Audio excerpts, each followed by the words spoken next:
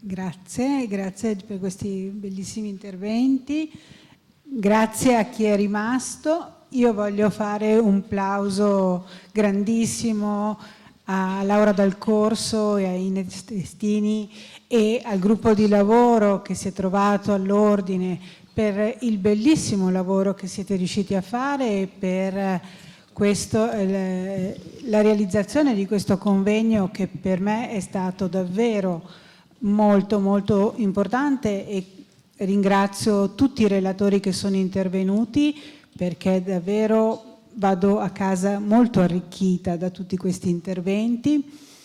E la parola che mi risuona nella mente, dopo tutti questi interventi che ho sentito, che portano avanti poi quello che è uno dei motori della nostra consigliatura, che è quello dell'interdisciplinarietà, del lavorare insieme, del lavorare tra professionisti, psicologi insieme, riuscire a trovare dei luoghi di condivisione, di lavoro insieme e lavorare tra le professioni, crescere insieme nei luoghi dove è necessario lavorare insieme, è apertura. Noi dobbiamo essere sempre aperti con i nostri colleghi, aperti con i colleghi medici, i colleghi infermieri, i colleghi assistenti sociali, dove operiamo, apertura della nostra mente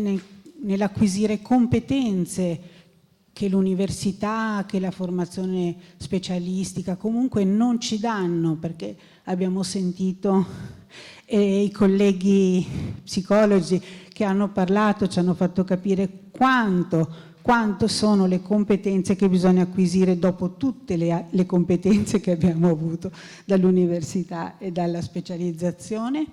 Apertura del setting, perché ormai non si vede più il paziente nello studio, ovvero in casi rari, e quindi tutte quelle competenze umane, relazionali, oltre che professionali, che si devono mettere in campo per un lavoro come questo.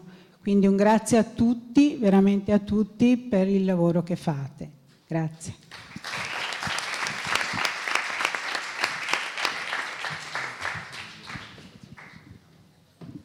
Allora, io vi lascio andare, nel senso che credo che veramente grazie a questa ultima tavola rotonda siamo entrati, è come se fossimo entrati a casa, no? Insieme a loro, toccando con mano l'umanità accanto naturalmente alle competenze tecnico-professionali che sono indispensabili per poter operare.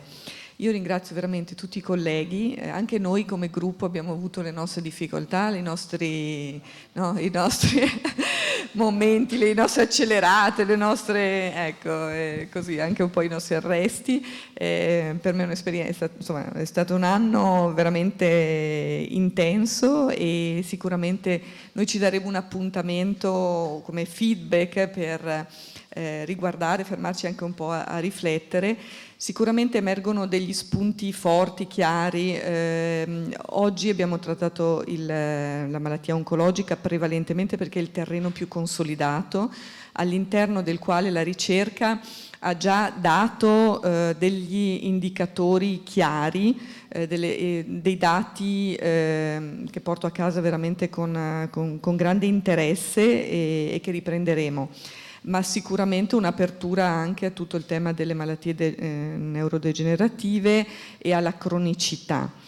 Un altro aspetto su cui il gruppo si è interrogato è quello di avremmo voluto coinvolgere fin da subito anche le altre professioni che sono coinvolte in prima persona e a pieno titolo nell'ambito della gestione domiciliare, ma vedete che già i tempi sono stretti e in realtà volevamo proprio aprire al sociale con una prossima iniziativa, coinvolgendo quindi il territorio, coinvolgendo il mondo degli assistenti sociali e naturalmente camminando ancora insieme ai compagni di questa avventura e quindi ai colleghi medici e infermieri e naturalmente ai colleghi giornalisti che sono stati qui con noi oggi.